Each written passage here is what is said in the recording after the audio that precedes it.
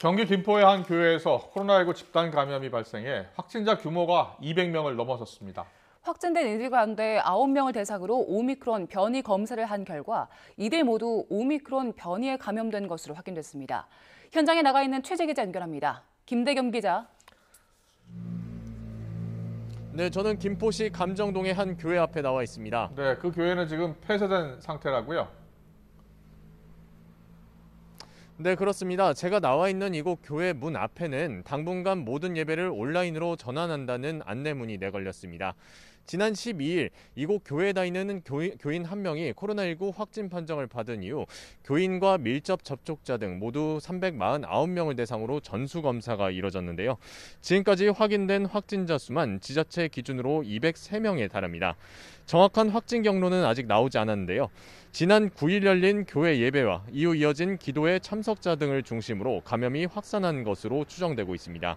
오미크론 변이 여부를 확인하기 위해 확진자 9명을 대상으로 샘플링 조사도 진행됐는데 9명 모두 오미크론 변이에 감염된 것으로 확인돼 방역에 비상이 걸린 상태입니다. 김포시는 추가 감염을 막기 위해 교회를 폐쇄했는데 폐쇄 조치는 오는 27일까지 유지됩니다. 방역당국은 추가 확진자가 더 나올 것을 대비해 자가격리 중인 다른 교인 등 275명의 확진 여부를 살피고 있는데요. 다른 확진자들 역시 오미크론 변이 감염이 의심되는 만큼 확진 규모는 더 큰 폭으로 늘어날 가능성도 있습니다. 또 이곳 교회 집단 감염을 매개로 김포시 월곶면의 면장과 행정복지센터 직원도 코로나19 확진 판정을 받으면서 한때 복지센터가 문을 닫기도 했는데요. 현재는 추가 감염 우려가 없는 것으로 확인돼 운영을 재개할 예정입니다.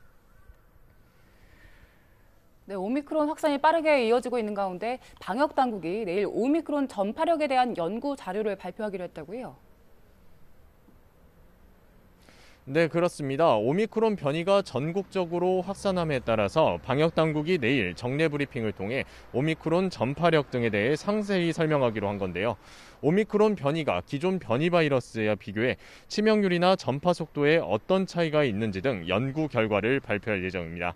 국내 코로나19 확진자 가운데 오미크론 변이가 확인된 비율은 50%에 다다르고 있는데요. 방역당국의 대응 체계에도 변화가 생겼습니다. 우선 오미크론이 이미 우세종이 된 광주와 전남, 그리고 경기도 평택과 안성 등 4개 지역을 중심으로 오는 26일부터 선제 대응이 이뤄지게 되는데요. 이들 지역에서는 60대 이상이나 밀접 접촉자, 그리고 신속 항원검사에서 양성이 나온 경우 등 고위험군만 선별진료소에서 PCR 검사를 받을 수 있게 됩니다. 한정된 PCR 검사 인력을 고위험군에만 집중한다는 방침인데요. 고위험군을 제외한 단순 유증상자나 검사 희망자는 선별진료소나 호흡기 전담 클리닉으로 지정된 집 근처 병의원에서 신속 항원 검사를 받은 후 양성이 나올 경우에만 PCR 검사를 받을 수 있습니다.